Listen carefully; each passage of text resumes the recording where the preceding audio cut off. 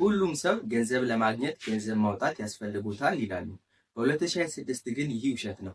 አሁን ላይ ኦንላይን ቢዝነስ ለመጀመር ትልቁ እንቅፋት ክህሎት አይደለም፣ ውድ የሶፍትዌር ምዝገባዎች ናቸው። ነገር ግን ለእያንዳንዱ ውድ የሶፍትዌር ውስጥ ኃይለኛና ነፃ የሆነ ግልጽ በሆነ እይታ ውስጥ መደበቅ እንዳለ ብነግራችሁስ? ዛሬ ፍሪላንሲንግ ወይንም ኮንቴንት ክሬት ለማድረግ የሚያግዙን አሁን ላይ ልትጠቀሟቸው የምትችሉት 5 ሙሉ በሙሉ ነፃ መሳሪያዎች አሳያችኋለሁ።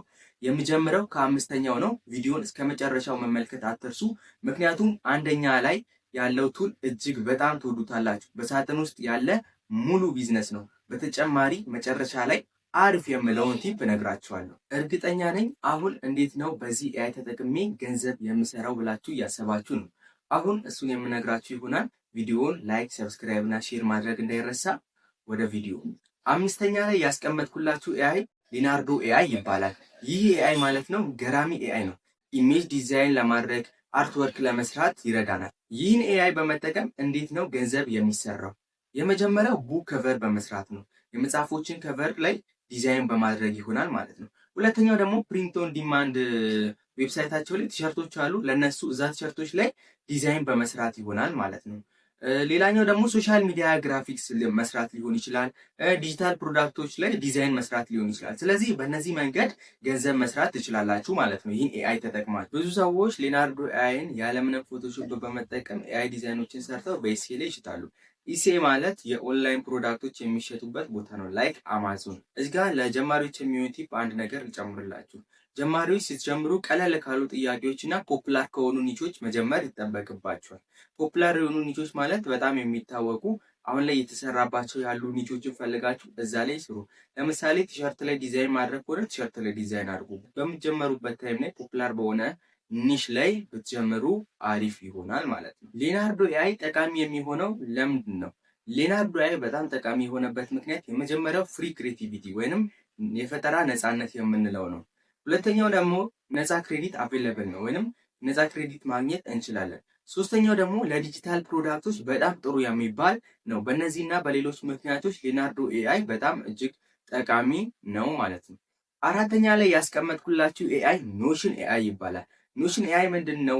ከዚህ በፊት ሰምታችሁት ልታውቁት ትችላሉ። ኖሽን ኤአይ ነገሮችን፣ ታስኮችን ምናምን ኦርጋናይዝድ ለማድረግ የምንጠቀመው ነው። በዋናነት ይህ ኖሽን ኤአይ የሚያገለግለው ታስኮችን ኦርጋናይዝ ለማድረግ ላይክ ኖቶች ሊሆን ይችላሉ፣ ፕላኖች ሊሆን ይችላሉ፣ አይዲያዎች ሊሆኑ ይችላሉ። እነዚህን ነገሮች ኦርጋናይዝ ለማድረግ ኖሽን ኤአይ በጣም ይጠቅመናል። ታዲያ በኖሽን ኤአይ ገንዘብ እንዴት ይሰራል? የመጀመሪያው ነገር በኖሽን ኤአይ ገንዘብ የሚሰራበት ሴል ኖሽን ቴምፕሌትስ ነው ወይንም ቴምፕሌቶችን በመሸጥ። ቴምፕሌት ማለት ከዚህ በፊት ሰዎች የሰሩት ነገር ላይ ያንን ነገር ኤዲት አድርጋችሁ መሸጥ ማለት ነው። ቴምፕሌትስ ማለት አንድ ነገር ተሰርቶ ድጋሚ ሪዩዝ ለማድረግ የሚቻል ነገር ነው። ሁለተኛው ስተዲ ፕላነሮችን፣ ቢዝነስ ዳሽቦርዶችን፣ ፕሮዳክቲቭ ሲስተሞችን እነዚህን ሁሉ ኖሽን ኤአይ ይሰጠናል ማለት ነው። ለምሳሌ አንድ ኖሽን ቴምፕሌት ደግመን መሸጥ እንችላለን። አንድ የሰራነውን ቴምፕሌት ወይንም ከኖሽን ኤአይ ያገኘነውን ቴምፕሌት ኤዲት እያደረግን ደግመን ደጋግመን መሸጥ እንችላለን ማለት ነው። እዚህ ጋር አንድ ቲፕ የምሰጣችሁ ለጀማሪዎች አንድ ፕሮብሌም መፈለግ ይገባችኋል። አንድን ፕሮብሌም ፈልጋችሁ ከዛ በኋላ ቴምፕሌትስ መስራት ይጠበቅባችኋል። ከዛ ያንን ቴምፕሌት ደጋግማችሁ መሸጥ ትችላላችሁ። ኖሽን ኤአይ ለምንድን ነው አስፈላጊና ጠቃሚ የሆነው የሚለውን እኔ ኖሽን ኤአይ ጠቃሚ የሆነው የመጀመሪያው ለፓሲቭ ኢንካም ነው። ፓሲቭ ኢንካም ማለት አንዴ ሰርተን ከዛ ወደፊት ግን ያ ነገር ገንዘብ እየሰራልን የሚቆይ ነገር። ስለዚህ ምን ብያችኋለሁ? አንድ የሰራችሁት ኖሽን ደጋግማችሁ መሸጥ ትችላላችሁ።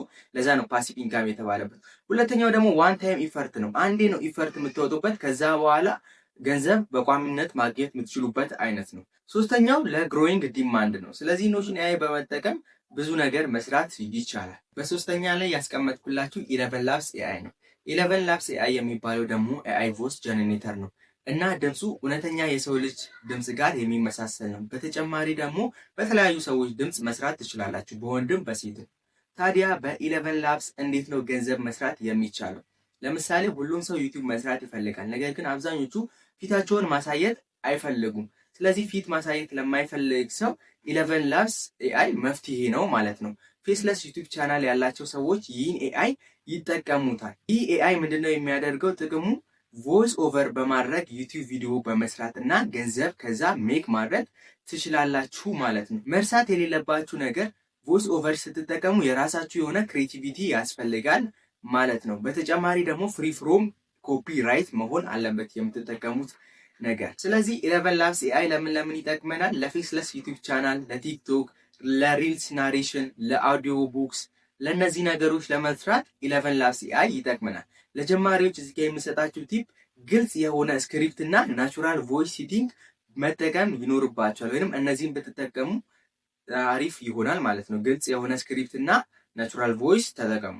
እሺ አሁን ደግሞ 11 ላብስ ለምንድን ነው ጠቃሚ የሆነው ካልን በእነዚህ ምክንያቶች 11 ላብስ በጣም አስፈላጊ ነው። የመጀመሪያው ሪላስቲክ ቮይስ ነው የሚሰጠን፣ ከሰው ልጅ ጋር ተቀራራቢ የሆነ ድምፅ ጀነሬት ያደርግልናል። ሁለተኛው ደግሞ ኢዚ ነው ለመጠቀም፣ በጣም ቀላል ነው። ሶስተኛው ደግሞ ፊታቸውን ማሳየት ለማይፈልጉ ሰዎች መፍትሄ ነው። ፊት ሳታሳዩ ገንዘብ መስራት እንድትችሉ፣ ፊት ሳታሳዩ ዩቲዩብ፣ ቲክቶክ መስራት እንድትችሉ 11 ላብስ ይረዳቸዋል ማለት ነው። በሁለተኛ ደረጃ ላይ ያስቀመጥኩላችሁ የኤአይ ቱል ካንቫ ነው።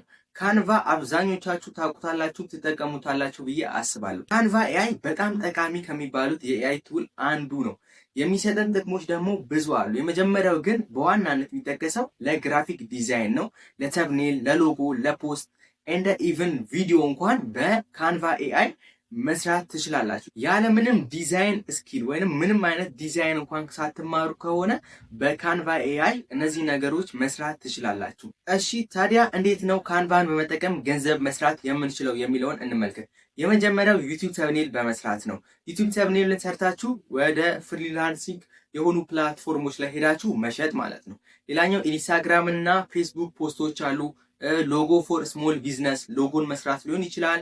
እንደገና ለፖስት ካርዶች ሊሆኑ ይችላሉ። አርትሶችን ለአርትስ የሚሆኑ ፖስተሮች ሊሆኑ ይችላሉ። እነዚህን በካንቫ መስራት ትችላላችሁ ማለት ነው። በተለይ ደግሞ ለግራፊክ ዲዛይነሮች በጣም ጠቃሚ ነው። እስኪል ላላቸውም እስኪል ለሌላቸውም ካንቫ በደንብ ይጠቅማል ማለት ነው። ሶ ካንቫ ላይ ራሳችሁም ግራፊክ ዲዛይን የተማራችሁ ሰዎችም እዛ ላይ መስራት ትችላላችሁ። አብዛኛው ሰው አሁን ላይ ዩቲዩብ ተምኔል በመስራት ብቻ ከ5 እስከ 20 ዶላር እያገኘ ነው። አፕወርክ አለ፣ ፋይቨር አለ። እነዚህ ፕላትፎርሞች ላይ ፍሪላንስ የሚሰሩ ሰዎች፣ ፍሪላንሰር ሆነው የሚሰሩ ሰዎች ከ5 እስከ 20 ዶላር ያገኛሉ ማለት ነው። አሁን ደግሞ ካንቫ ለምንድን ነው አስፈላጊ የሆነው የሚለውን ነጥቦች እንመለከታለን። ካንቫ በጣም ጠቃሚ የሆነው የመጀመሪያው ነገር ቬሪ ኢዚ ቱ ለርን ነው። ለመማር በጣም ቀላል ነው። ሁለተኛው ደግሞ ፍሪ ቨርዥኑ በጣም በቂ ነው። ማለት በፍሪ ቨርዥኑ ብዙ ነገር አክሰስ ማድረግ ትችላላችሁ። የመጨረሻው እና አንደኛ ላይ ያስቀመጥኩት ዘ ሞስት ፓወርፉል ቱል ብዬ የማስበው ቻት ጂቢቲ ነው። ቻት ጂቢቲ ምንድን ነው? አሁን ላይ አብዛኞቻችሁ ቻት ጂቢቲን ታውቁታላችሁ። ቻት ጂቢቲን የማያውቅና የማይጠቀም አለ ብዬ አላስብም። ካለም በጣም ተሸውዷል። እኔ ራሱ በደንብ የምጠቀመው ኤአይ አሲስታንስ ቱል ቻት ጂቢቲን ነው። ቻት ጂቢቲ መጻፍ፣ ማንበብ፣ ማብራራት እና ኮንቴንት ክሬት ማድረግ ይችላል። በቻት ጂቢቲ ገንዘብ እንዴት መስራት ይቻላል? በቻት ጂቢቲ ገንዘብ የምንሰራበት እጅግ በጣም ብዙ አማራጭ ነው። የዩቲዩብ ስክሪፕት ቻት ጂቢቲ ይጽፍልናል። ለፍሪላንሲንግ ፋይቨር እና አፕወርክ ላይ ለሚሰሩ ስራዎች ቻት ጂቢቲ ሊያግዘን ይችላል። እንደገና ደግሞ ራይቲንግ አርትስ እና ኢሜል ለኢሜል እና ለአርትስ መጠቀም እንችላለን። ሌላኛው ደግሞ ለከቨር ሌተር ለመጻፍ ቻት ጂቢቲን መጠቀም እንችላለን። ለተማሪዎች ደግሞ ለማንበብ ቻት ጂቢቲን መጠቀም ትችላላችሁ። ለምሳሌ ቻት ጂቢቲን የዩቲዩብ ስክሪፕት እንዲጽፍላችሁ ብትጠይቁት ይጽፍላችኋል። እና ይሄ የጻፈላችሁን ስክሪፕት ወስዳችሁ ደግሞ ወደ አፕወርክ ላይ ወይንም ወደ ፋይቨር ላይ ሄዳችሁ መሸጥ ትችላላችሁ ማለት ነው። ቢያንስ ከ10 እስከ 50 ዶላር የሚሸጥበት ሁኔታ ላይ ነው አሁን ላይ ያለው። ለጀማሪዎች እዚህ ጋር የሚሰጣችሁ ቲፕ ፐርፌክት መሆን አይጠበቅባችሁም። ብቻ ጥሩና ግልጽ ጥያቄ የምታቀርቡበትን ወይንም የምትጠየቁበትን መንገድ እወቁ። ስለዚህ ቻት ጂቢቲ ጋር ስትመጡ የጥያቄ አጠያየቅ መንገዱን ብቻ ማወቅ ነው። እሱ የምትፈልጉትን መልስ ከጠበቃችሁትም በላይ አድርጎ ይሰጣችኋል። ቻት ጂቢቲ አሁን ላይ እጅግ በጣም ብዙ ስራዎችን እየሰራ ነው። ቻት ጂቢቲ ለምንድን ነው ጠቃሚ የሆነው? የመጀመሪያው ለመጠቀም በነፃ ነው የምንጠቀመው። ሁለተኛው ደግሞ ያለ ገደብ መጠቀም እንችላለን። ሶስተኛው ደግሞ ቻት ጂቢቲ ለሁሉም ስራዎች መጠቀም እንችላለን። ከኮንቴንት ክሬት ከማድረግ፣ ተምኔል ከመስራት፣ ፈተና ላይ ጥያቄ ከመጠየቅ፣ ለተማሪዎች ብዙ ነገር ቻት ጂቢቲ መስራት ይችላል። ቻት ጂቢቲ ደግሞ ፕሪሚየም ቨርዥን አለው። ፕሪሚየም ቨርዥኑ ጋር ስትመጡ ነው ክፍያ የሚጠይቃችሁ። ነገር ግን ከፕሪሚየም ቨርዥን ውጪ ያለው እንኳን በቂ ነው። እዚህ ጋር ያየናቸው 5ቱ ፍሪ ቱሎች ፕሪሚየም ቨርዥን አላቸው እያንዳንዱ። ነገር ግን ከፕሪሚየም ቨርዥኑ ውጪ ብዙ የተደበቀ ግልጽ በሆነ እይታ ውስጥ የተደበቀ ብዙ ነገር አለ። እናንተ ብቻ አጠቃቀሙ ከገባችሁ ያ ፕሪሚየም ቨርዥን ሳያስፈልጋችሁ ብዙ ነገር መስራት መጠቀም ትችላላችሁ ማለት ነው። እኔ አሁን እዚህ ጋር የምጠቀማቸው 5ቱም ቱሎች ያለ ፕሪሚየም ቨርዥን ነው። ግን ፕሪሚየም ቨርዥን ሳያስፈልግ እንኳን በጣም ትልቅ ነገር መስራት ትችላላችሁ የሚለውን ልነግራችሁ ፈልጋለሁ በዚህ አጋጣሚ። አሁን መጨረሻ ላይ ሰጣችኋለሁ ወዳልኩት ቲፕ ደርሰናል። ምንድነው መጨረሻ ላይ ሰጣችኋለሁ ያልኩት ቲፕ? አሁን እነዚህ ነገሮች 5ቱንም ቱል ኢፌክቲቭሊ መጠቀም ከፈለጋችሁ ወይንም ዘሪል ፓወር ማግኘት ከፈለጋችሁ እነዚህን 5ቱን ኤአይ ኮምባይን አድርጋችሁ መስራት ይጠበቅባችኋል። እያንዳንዱን 5ቱን ኤአይ ለምሳሌ ቻት ጂፒቲ ለስክሪፕት ከተጠቀማችሁ 11 ላብስ ለምንድነው መጠቀም ይኖርባችሁ? ለቮይስ ጀነሬተር። ሊናርዶ ኤአይን ደግሞ ኢሜጅ ጀነሬት ለማድረግ፣ ካንቫን ደግሞ ተምኔል ለመስራት፣ ኖሽንን ደግሞ ለፕላኒንግ። እንደዚህ 5ቱን ኮምባይን አድርጋችሁ ብትሰሩ በጣም ኢፌክቲቭ ይሆናል ማለት ነው። ኢፌክቲቭ ይሆናል። ቻት ጂፒቲ ተምኔል አይሰራም ሳይሆን ይሰራል፣ ግን ይበልጥ ደግሞ ካንቫን ብትጠቀሙ ሞር የተሻለ ነው የሚለውን ነው። እነዚህ ነገሮች ማስተርስ ብታደርጉ ወይንም 5ቱን ኮምባይን አድርጋችሁ መስራት ብትችሉ አሪፍ ነው። ነገር ግን ግዴታ እነዚህ 5ቱንም ቱሎች ላይ ፐርፌክት መሆን ወይንም እነዚህ ሁሉንም መጠቀም ይጠበቅባችኋል ማለት አይደለም። አንደኛው ላይ በደንብ ሰርታችሁ አንደኛውን ማስተር ካደረጋችሁ በኋላ ወደ ሌላኛው ስቴፕ መሄድ ትችላላችሁ።